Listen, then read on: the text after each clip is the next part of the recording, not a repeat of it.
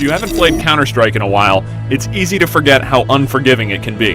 There's no regenerating health, and just one burst from an assault rifle or bullet from an AWP is enough to take you down.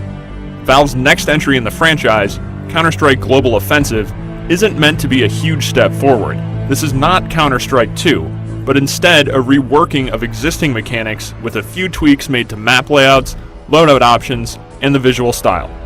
Global Offensive will also be available on consoles. Xbox 360, PlayStation 3, and PC players will get a chance to play when the game's ready sometime in 2012, though PC players will also get a shot earlier in a beta test planned for this October. The basic gameplay in Global Offensive will be familiar to any series veteran. You split into two teams, terrorist and counter-terrorist. Depending on the map, the objectives will differ. On Dust and Aztec, the terrorists need to plant a bomb at one of two designated sites, while the counter-terrorists need to stop them. There aren't any respawns or revives, so once you die, you spectate the rest of the match. Before each round begins, you purchase weapons to determine your role. There's plenty to choose from. High-powered sniper rifles, submachine guns, and assault rifles are all available. If you survive a round and win, you keep the weapons. If you die, you lose them and have to repurchase. That's where money comes into play. Kills and wins reward you with cash, which can then be used for better and more varied gear. This includes standard explosive grenades, flashbangs, and smoke, as well as a new gear item, the Molotov cocktail. This weapon can have a significant effect on the field of play. It does damage over time to anyone standing on the flames it creates, though once you step off the fire, the damage over time stops. More than a direct damage weapon, it seems to be effective as a deterrent.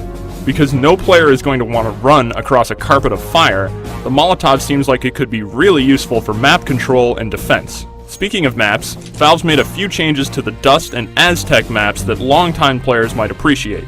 The underpass area on Dust has been widened significantly, and a new stairwell leading up from the underpass serves as a great exit point for terrorists who would previously have been pinned down by counter-terrorist snipers. Other returning maps, like Dust 2, have barely been touched aside from the new visual style, and fans can expect to see Nuke, Inferno, and Italy in the game when it launches. There's more in store too, but Valve isn't discussing it quite yet. When setting up games, Global Offensive will include a matchmaking system that drops you into 5-on-5 fights. You'll have a skill ranking, so ideally you'll be shooting players of appropriate skill levels, and bots of corresponding difficulties will be subbed in when human opponents aren't available. For anyone who finds 5-on-5 matches to be too restrictive, custom games can be set up on PC, though console players won't have this ability. With more weapons to play around with, like the stun gun, and a few other minor changes made to the gameplay, Global Offensive manages to differentiate itself just enough from previous Counter-Strikes to stand out. Even with changes, this still feels very much like Counter-Strike. Fast, punishing, and a lot of fun. For more details on Global Offensive, head over to IGN.